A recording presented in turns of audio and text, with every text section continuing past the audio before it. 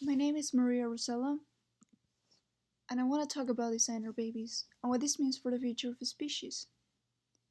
To begin with, let's talk about genetic modification. Genetic modification is the direct manipulation of an organism's genome using biotechnology. This is used to change the genetic makeup of cells. Transfers of genes across species boundaries can also be possible using this technology, which helps to produce improved and sometimes new organisms. For example, we have been using this technology to modify plants, thus creating some new and interesting fruits along the way. There have been experimentations with animals as well.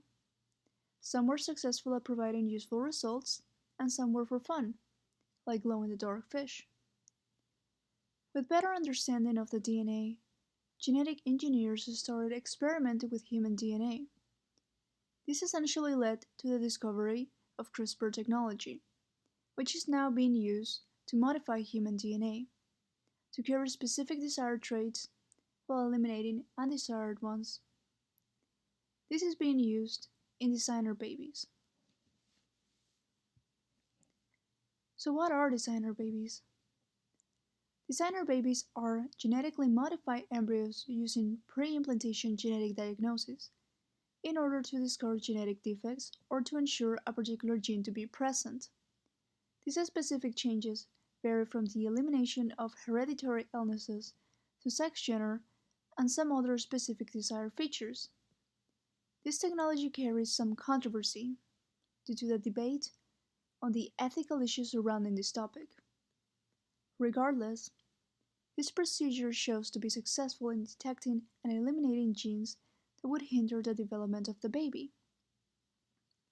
This technology was able to come to fruition thanks to the technology of CRISPR and the further discoveries associated with it, which led to the implementation of Cas9, which stands for CRISPR-associated protein 9. Using CRISPR-Cas9 technology, we can now have some level of control over DNA. The discoveries of CRISPR technology were possible thanks to the viruses and bacterium. Bacteriophages, or simply phages, kill bacteria. They do this by inserting their own genetic code into the bacteria and taking over them to use them as factories. Bacteria's resistance towards this invasion is futile due to their weak protections. But when bacteria survives the attack, they can successfully activate their most effective antivirus system. They save a part of the virus DNA in their own genetic code in a DNA archive called CRISPR, where it is stored until needed. When a virus attacks again, the bacteria makes an RNA copy from the DNA archives, which creates the protein Cas9 that is used to combat the virus. This protein works as a scanner, which finds the virus by comparing every bit of DNA it finds from the archive. Once it finds the perfect match, it cuts the virus DNA, separating from the rest of the healthy DNA, leaving the virus inactive. Because Cas9 is so precise, scientists get excited when they realize that Cas9 can be programmable. This led to easier ways for DNA manipulation. Aside from that, this technology proves to be cheaper than others. Through the modification of cells, CRISPR-Cas9 can be used on every type of cell. It is a universal system as far as we're concerned, which promotes much potential for future generations on this technology. But as of now, the development of this technology is still new, and in order to successfully control its mechanisms, more studies must be performed.